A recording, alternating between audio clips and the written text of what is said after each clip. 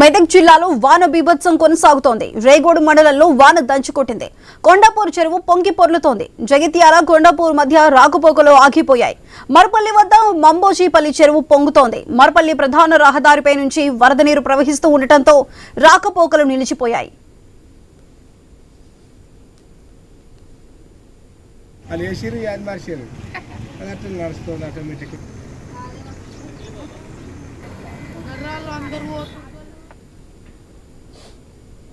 మెదక్ జిల్లాలో వాన బీభత్సం కొనసాగుతోంది. రేగోడు మండలంలో వాన దంచుకొట్టింది. కొండాపూర్ చెరువు పొంగి పొర్లుతోంది. జగిర్యాల కొండాపూర్ మధ్య రాకపోకలు ఆగిపోయాయి.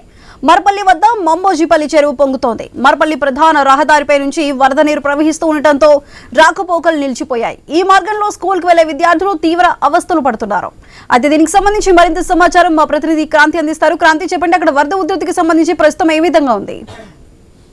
నిన్న రాత్రి నుంచి కూడా ఇటు సంగారెడ్డి, మెదక్, నారాయణఖేడ్ ఈ ప్రాంతాల్లో భారీ వర్షాలు పడ్డాయి. దీంతో అప్పటికే అంటే గతంలో కురిసిన తుఫాన్ల వల్ల పూర్తిగా నిండిపోయిన చెరువులు, వాగులు, వంకలు ఉధృతంగా ప్రవహిస్తున్నాయి. చెరువులన్నీ అలుగు దొక్కుతున్నాయి, మత్తలు పారుతున్నాయి.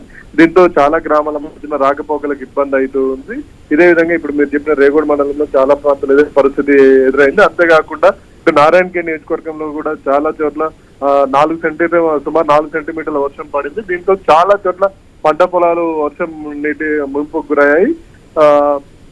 గతంలో కురిసిన వర్షాల వల్ల చెరువులు కొన్ని చోట్ల దెబ్బతిన్నాయి. ఇవన్నీ ఉన్న ఈ నేపథ్యంలో అధికారులు అప్రమత్తంగా ఉన్నారు. ఎక్కడికక్కడ రాకపోకలు, రోడ్ల పైన వరద వచ్చే కాడ కాపలా పెట్టే రాకపోకల్ని అటు నుంచి సాగించకుండా ఇటు పోలీసు వాళ్ళు కాపలా కాస్తున్నారు. అంతేకాకుండా స్థానిక ప్రజలను కూడా అప్రమత్తం చేశారు.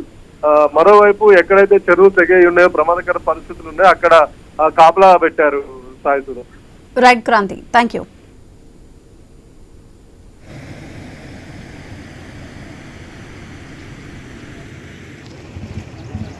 అది వేసిరు, అది మరిచారు, అది అట్లా నడుస్తుంది ఆటోమేటిక్.